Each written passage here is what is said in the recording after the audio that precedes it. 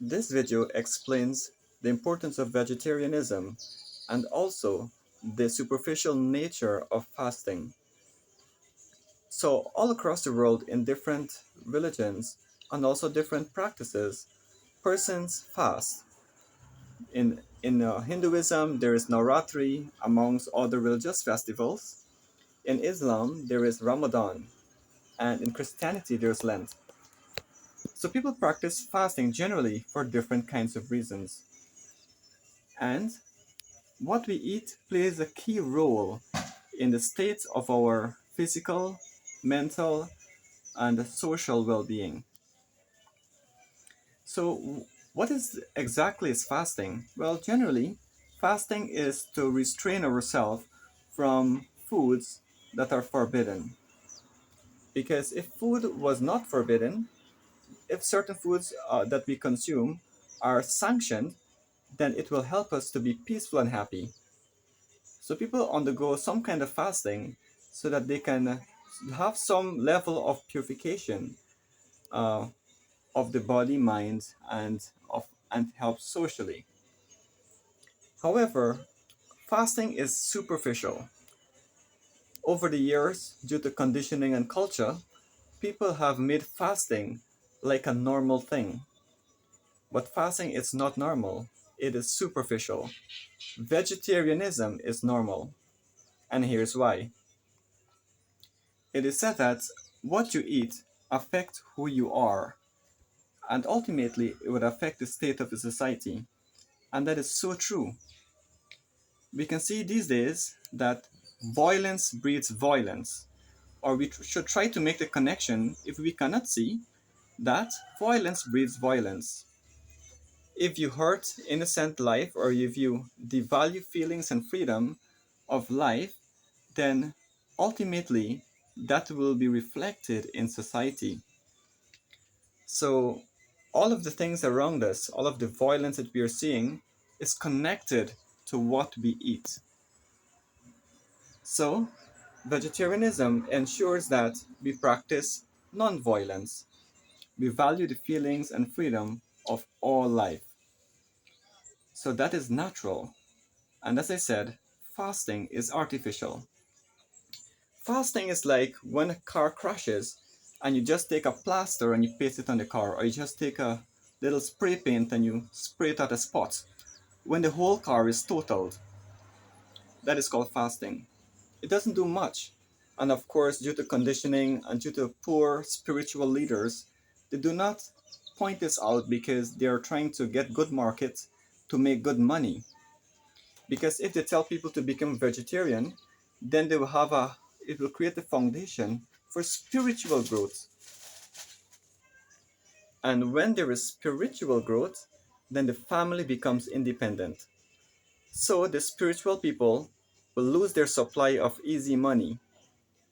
So as such, they ensure that the foundation for spiritual growth, for a bonded family, is cut short. And they do so by not explaining the importance of avoiding violence. So, I want to talk in more details about the dangers of practicing violence through the food that we eat. Yes, I mentioned that it reflects in society as murder, rape, and other form of violence, torture, abuse, and so on. So, what is the basis that results in these things, especially through our diets? Well, they are creatures that have feelings and freedoms just like we do. They want a family. There are so many videos these days and pictures on Facebook that reminds us that the poultry, the hen, the rooster, the chickens, they all are part of a family. Just like how the dog and the litter, the pups, are part of a family. Everybody wants to be part of a family, right? So that is why if you violate them, the first level of violence that you can do towards them, which is incited by our diet, is when they are separated. So the hens go separate after become fertilized, and the rooster goes separate. That's the first level of violence through our diets. So the hens are there. Uh, Sometimes when they lay eggs, that is fertilized. The male chicks, they are called. Called means they put through a machine that kills them, because nobody want male chicks. They want the female chicks so that they can grow up and reproduce, so that somebody can get some meat to eat. So that is the first level, that when the family is separated. And the second level, of course, as I mentioned, is when the male chicks are grind to their death. And this, they have a beautiful word in agriculture that's called calling. So there's so much of violence in our diets, and it's a cultural practice, a cultural encouragement to cover up all of these violence that we are doing or we are part of due to our diets, because we do not see any other way. The whole culture is get rich or die trying, and we are trying to get the best situation, the best mental situation, so we can face every day under get rich or die trying. So that is why we ignore the torture, the pain, the screams that are happening in the slaughterhouses because of our diets. So our diets are actually causing our body, on our mind, and the social situation to be severely compromised. Do you notice that the society is compromised? Yes, it is. And it's all because of what we practice, right? What we value. If we cannot value the feelings and freedom of innocent animals, then we're going to have to pay the consequences. So, when we eat such foods, unknowingly, unconsciously, the mind is saying, you know what? You have violated life, right? You've violated life, caused pain, and caused animals to lose their freedom to live, to love, and to have family. Therefore, when you go out in society or when you talk with your family, your words will just be superficial. It will be filled with shallowness and ultimately compromise.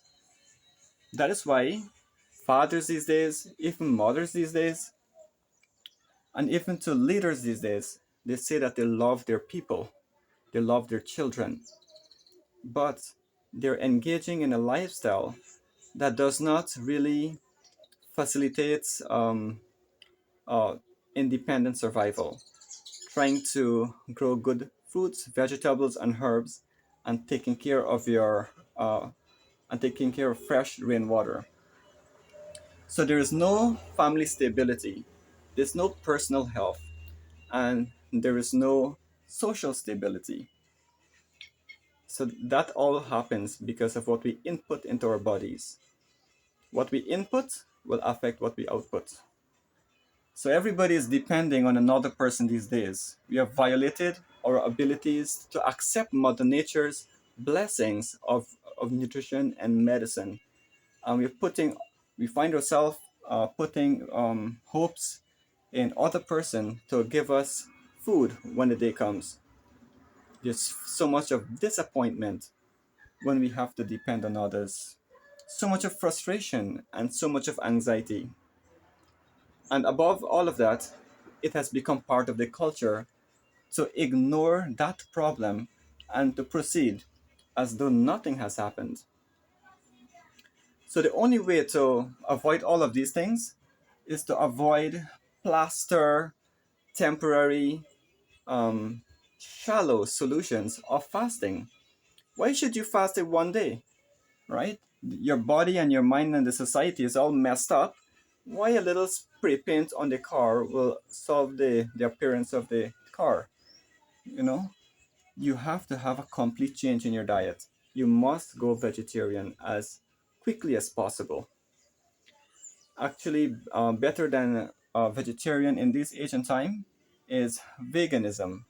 Veganism also is the purest form of non-violence in this age and time. Veganism. So I like to implore to all of you that kindly snap out of the illusion that you're in with this fasting. The religious leaders actually they don't care about your ultimate welfare. They care about making you dependent on them. Also, the political leaders too. They don't care about your well-being. They just care about your votes and to depend on them. They do not know what's good for you because you yourself do not know what is good for you, and you vote for them, right? So we need to snap out of this illusion that we are under and empower ourselves by empowering non-violence in our life. No patchwork solution, but the real, genuine solution, starting with our diets, starting with veganism or vegetarianism. So I'd like to thank all of you so much. Um, let's make the world a better place. Let's fulfill all of the promises that we make to our children, ourselves, and to society once and for all. Let's snap out of this crazy illusion, this mad illusion of putting ourselves as persons who can help others when we cannot help uh, innocent animals who depend on us. Okay, so if we cannot help innocent creatures, how are we going to help those that have more intelligence? If you cannot help a baby that is crying, how can you help a grown person?